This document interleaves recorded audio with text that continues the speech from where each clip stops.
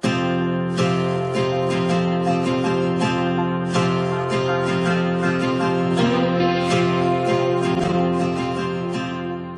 everybody, and welcome to this drawing tutorial where I'm going to talk about atmospheric perspective.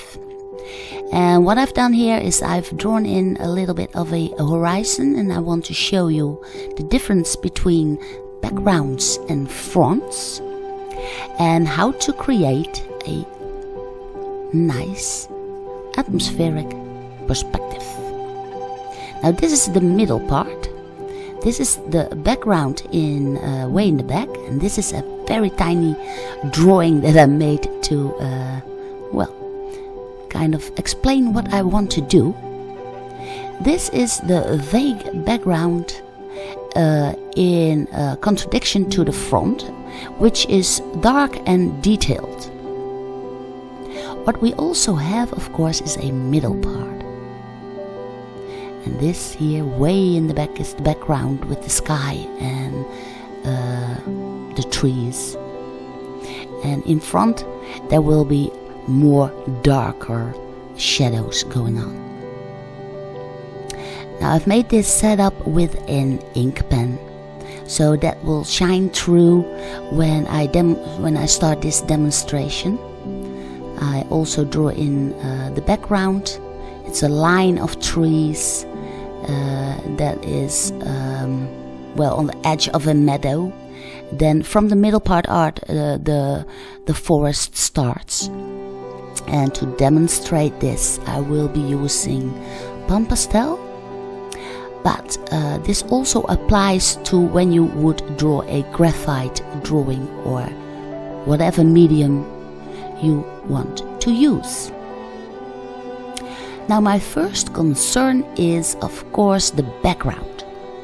Because if you want to make a drawing with a lot of atmospheric perspective, then it is very, very important to draw from behind to front.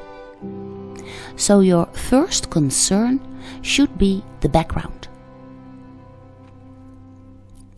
What is the atmosphere doing? Maybe it's autumn and the line of trees have some red in them because it's autumn. But you have to keep in mind that the background, as there is pollution in the sky, and everything that is way back in behind, the colors will fade out. And that is because of the atmospheric pollution. So I temper down the red and place over a little bit of gray. And I just start watching what is happening. Now the trunks of the trees and the underside of the leaves will grasp a lot of shadow. The sun is coming from behind, like you see here, and a little bit of light will also shine through the leaves that are slowly falling down.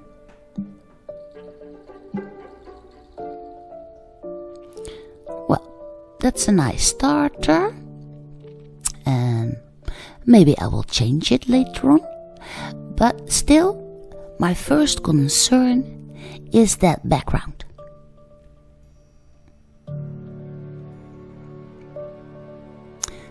Now, then also I must think of the middle part. How much light is there? Well, the sun is coming here from behind the trees, and the sky is quite bright.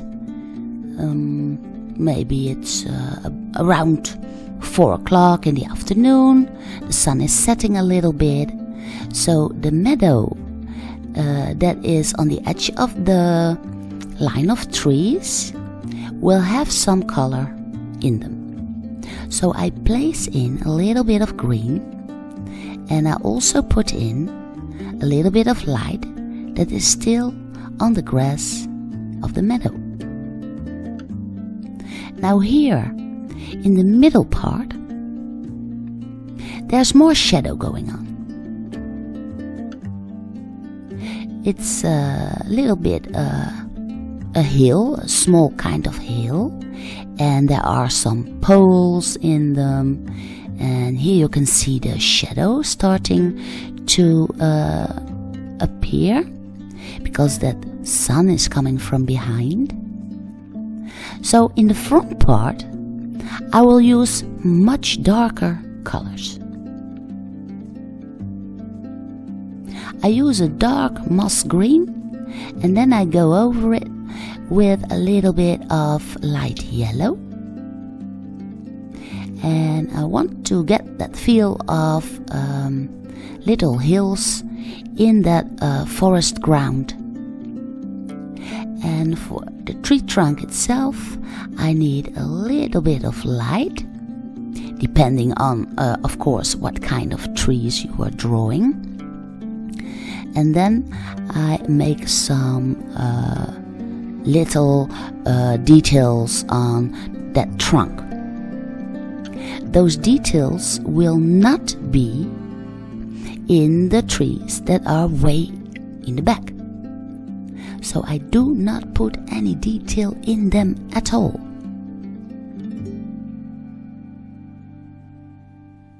I need a little bit more light for the background. So when you are in this part of the drawing, you can take out your pastel pencils and put in some more color. Now in the front there is not so much atmospheric disturbance.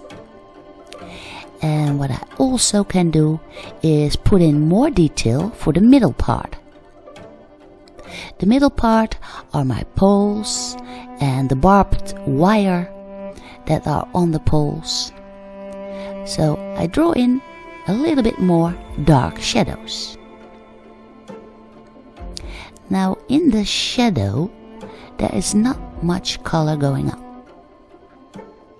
So I use the mid-gray to get the shadows going, and for the poles that are completely covered in shadow because the light is coming from the back.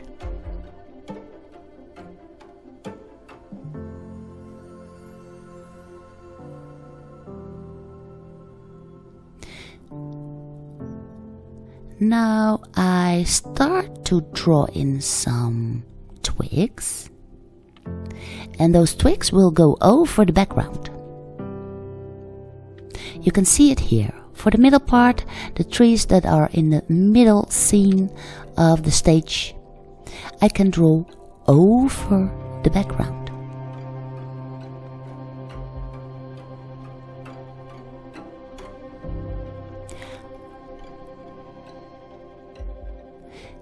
You can put in as much detail as you want. For the tree trunks, of course, you can even put in some flowers or whatever. But first, you want the tone and what you want to express. You want to have to draw that in first, before going into too much detail. Make sure to make your background as you want it before adding detail in the front part. Maybe you want a bit of mist going on. So I put over a little bit of light blue for the background and see what this does for my drawing.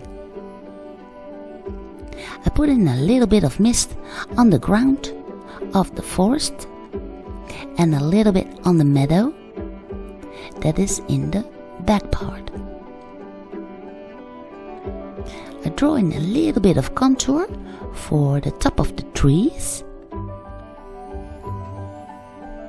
and I put in a little bit of misty ground here for the forest part. I add in a little bit of light extra for the background. And then when you are content with what you wanted to express, and only then you start with all the detail you want to put in. Now, of course, I'm not going to draw this, make this drawing completely finished or something. It's a mere demonstration. And here I'm going back to the ink pen again. Normally you would continue drawing with the medium of your choice. But to demonstrate is that once you have everything like you want it, and only then you start putting in all the detail that you want.